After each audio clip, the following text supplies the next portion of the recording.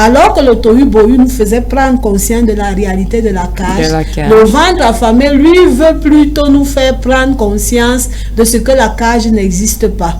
Donc, avec le ventre affamé, on agit comme dans la politique de l'autruche. Vous connaissez l'autruche. Quand les problèmes viennent en face d'elle, elle met la tête dans le sable. Et elle se dit que quand elle met la tête dans la salle, elle ne voit plus le ventre. Alors, ça n'existe plus. Et puis, à un moment, elle espère qu'elle va soulever la tête. Or, parfois, en mettant la tête, le sable vient, le vent soulève et l'engloutit même. Elle meurt. Ce n'est plus seulement sa tête qui est dans le sable, mais c'est tout son corps. Donc, le but véritablement de cette émission, c'est de dire que ce n'est pas parce qu'on dit que la cage n'existe pas, les questions de liberté ne sont pas utiles, que effectivement c'est vrai.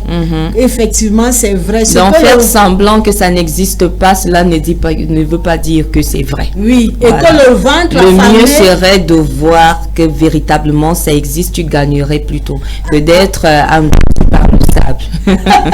Comme la politique de l'Autriche, qui dit que non, votre liberté de penser, votre liberté d'association, là, nous sommes par exemple au Cameroun en pleine saison où il doit avoir des élections politiques et tout. Certains vont dire tout ça c'est pour les autres, moi ça ne m'intéresse pas.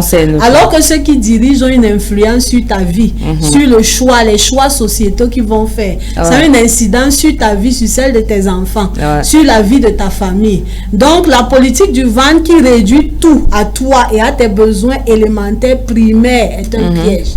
Donc ce matin, on veut vous dire, ne faites pas comme l'Autriche.